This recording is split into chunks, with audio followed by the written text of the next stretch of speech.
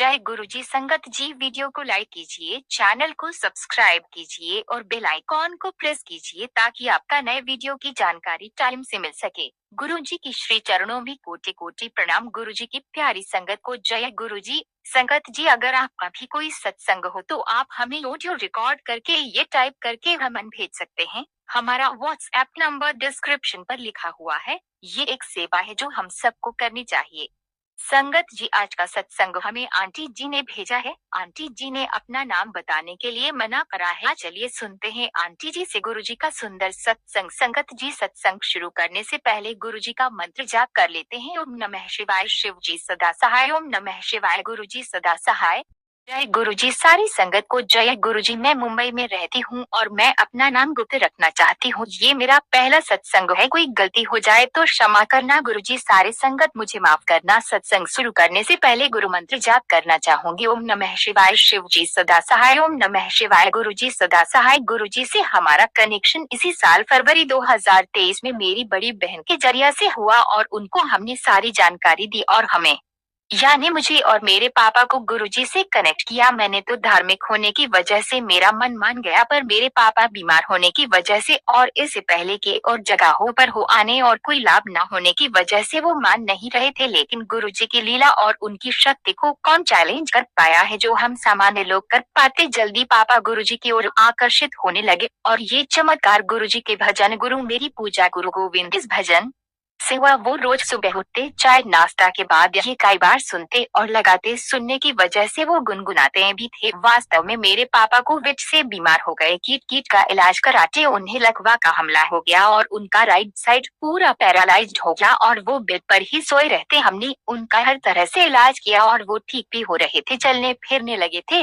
और हमें भी खुशी हो रही थी। लेकिन उनका हाथ ठीक से नहीं चलता था, उन्हें सपोर्ट की जरूरी होती थी। लेकिन जल्दी ही वो बोलने लगे थे और रोगग्रस्त होने की वजह से उनका गुस्सा हाई हो जाता और सारा दिन बकबक करते थे। हम पर संग भी होते और बुरा भी लगता कि मेरे पापा क्या से क्या हो गए, पर वो दिल हो रहा देखे मन को चैन मिलता और फिर गुरुजी के प्रति श्रद्धा और भरोसा होते देख अच्छा लगता है। हम मुंबई में रहते हैं और गुरुजी का आश्रम करीब होने से हम खुश थे, लेकिन उतना ट्रैवल नहीं कर पाएंगे। इसलिए एक दिन जब उनको मंदिर जाने की बात कही और हमने मना कर दिया तो वो नाराज हो गए। हमने उनको समझाया कि वो अभी नहीं, कुछ दिनों बाद ले जाएंगे और वो मान गए। दीदी के दिए गुरुजी का स्वरूप हमने उनके तकिया के नीचे रखी थी और हमें पूरा भरोसा था सब कुछ ठीक हो जाएगा। लेकिन उनके इरिटेशन बिहेवियर बढ़ता जा रहा था और हम दुखी होकर गुरुजी की अरदास करती थी कि गुरुजी मेरे पापा के लिए जो सही है वो कीजिए, उनको जिनसे राहत मिले वो कीजिए। और एक दिन आधी रात के आसपास 2:30 बजे को हमारा दीवार घड़ी नीचे गिर गया और टूट गया। और समझ में नहीं आखिर क्यों और कैसे ये हुआ, पर शायद सोचकर हम चुपचाप सब सो गए और यही चर्चा कर रही थी कि पापा बोले जाने दे, कांच का टूटना शुभ होता है, दूसरी घड़ी लेना। हमने दूसरी घड़ी फिर तंग दी। फिर कुछ दिनों में हमारा कछुआ भी अचानक मर जाती है। कुछ समझ में नहीं आ रहा था कि क्या हो रहा है, लेकिन गुरुजी से जुड़ने पर ये शक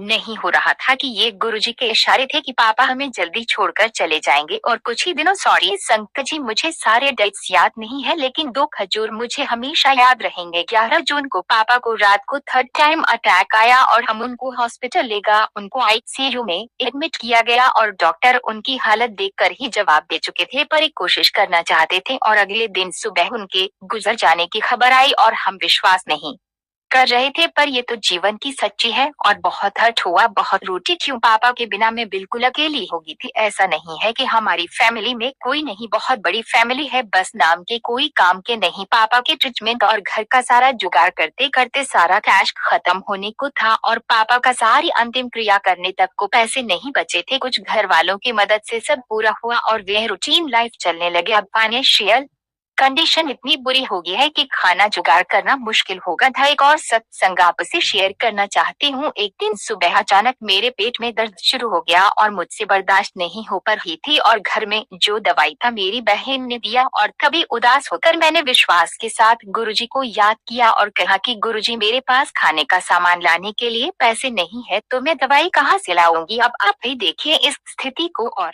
अपनी बेटी को इस दर्द से आप भी मुक्त करेंगे कैसे मैं नहीं जाती और मैंने गुरुजी का मंत्र जाप करके जेल प्रसाद पी लिया और कुछ पल में दर्द गुल होगा पता नहीं कहाँ गया और फिर नहीं आया और मैंने गुरुजी का शुक्राना किया और हमें यूं ही साथ पास रहने के लिए दुआ किया और ऐसे हमारे सभी संगत के साथ रहिए उन्हें हम सबको आशीर्वाद दीजिए और गलत राह पर जाने से बचाए गुरुजी आप ही हमारे माता पिता साथी है आप ही से हमारी दुनिया you are the best Guruji love you so much Guru Baba जी मैंने गुरुजी से कहा था मुझे भी दर्शन दे मैं रोज सत्संग सुनती हूँ सभी आपके दर्शन के बारे में कहते हैं मैं भी आपकी कुड़ी हूँ आपसे इतना प्रेम करती हूँ फिर मुझे क्यों दर्शन नहीं होते उसके बाद से गुरु पापा जी रोज किसी न किसी तरह से दर्शन देते हैं तितली के रूप में रोटी में ओम का दर्शन स्वरूप में और यूट्यूब में जैसे ही मैं कुछ सोचती हूँ या दुखी होती हूँ गुरुजी का संदेश आ जाता है तू क्यों चिंता करती है तेरा पियो तेरे नाल हर पाल है सब मुझ पर चढ़ गए और ये संदेश पढ़कर मन